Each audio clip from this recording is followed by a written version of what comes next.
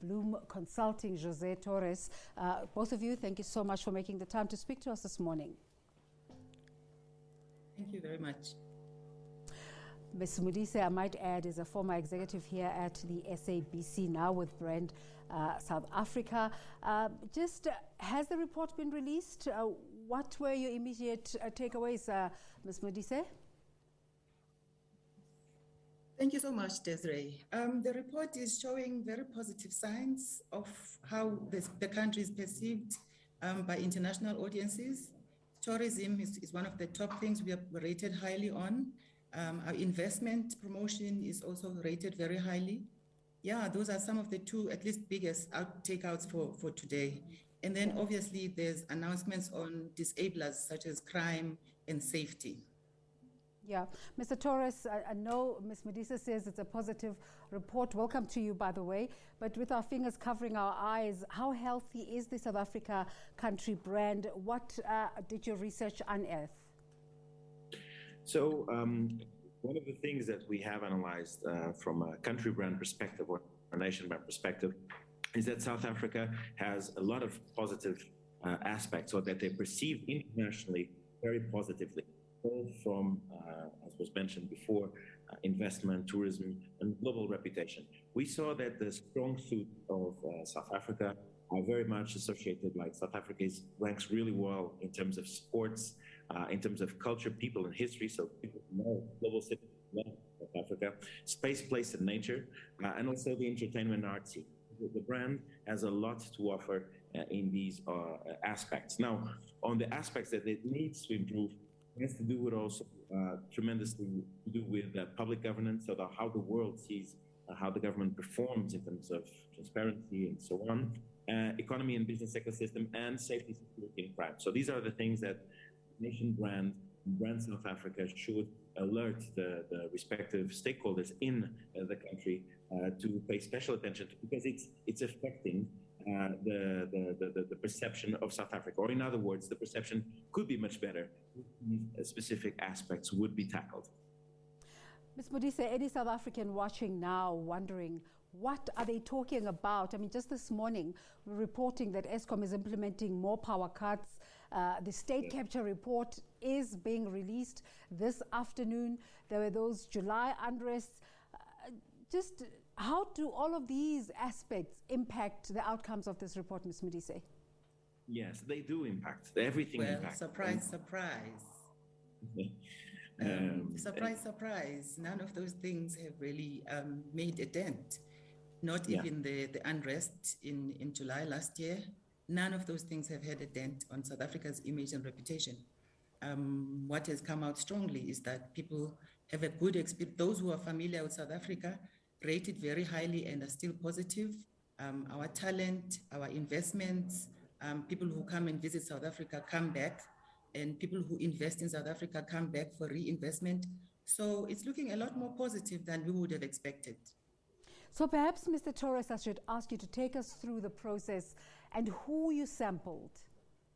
Yes. So basically, I mean, and a series of aspects were measured. Basically, we surveyed 10,000 people split across 13 markets, international markets, from Africa to Asia, Middle East, and South America, and Europe, of course. So we understand how South Africa was performing in those markets, and also against other nation brands, right? Now, I think it's really important to highlight. So we surveyed global citizens, we used our proprietary technology, but I think what's really important to highlight is, why is this important? Right? Isn't this just a vanity question, aspect? Why is it important to have a positive perception? Who cares if we have a good or positive perception? And the answer to that has to do with the better the perception that an international audience has about the country, the higher the growth and the better the growth from a social and economic point of view. So there's a correlation between perception and development of the country. So it's a fundamental asset. It's as important as to build a road. It's as important as to invest in healthcare or even education. It's something that brings a growth to the country. Because if if you want to attract a student, or if you want to attract a specific type of company, or even a student, a teacher. And I know you have the right teacher, but there's a specific teacher you want to attract. Whatever they're going to think about the country influences their willingness to come to the country. So this is why it's very important to be managed. Ms. Modise, of course you employ different metrics to measure different things in terms of the country brand. Why is it important for us to measure the reputation of the country? And I also want to ask you, are you concerned at all that with so many capable stakeholders in the country, you appointed a Spanish firm, are you concerned that this might not be seen in a good light, just in terms of what you're saying about the skill space in the country? I think it is one of the key things that have come out is that how attractive South African talent is to international companies, which means that, yes, we do have our own capable companies here, but it was important that we remove ourselves as South Africans because, you know, we are very negative of everything of ourselves. We rate ourselves negatively in all surveys that we have ever done. So it was important that we used a less subjective voice and a view that is going to be able to tell us the truth about us, and that is going to be very honest with us and tell us bluntly what we're doing wrong and what we're doing right. But to answer your first question is, nation branding is a critical aspect in promoting the image and reputation of a country, because what you think and feel about a country then determines what actions you will take. And those would be whether to come and study in a country or whether is to invest into a country. So ours is to play the perceptions game. How do we try and influence perceptions through influence and messaging, but also how do we use experiences to promote that even more so that the world gets to buy in on what we have as a service offering, where then people, when they come here, then they are able to experience what are the offerings we have, what is it that they can select to do and decide from then on. But our game as Brand South Africa is a mind game that plays on how we influence perceptions and change perceptions for the positive to attract people to take action towards South Africa.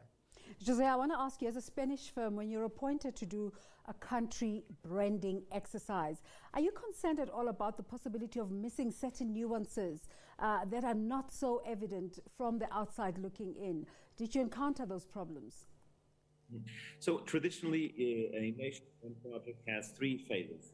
The first phase is really about understanding perception.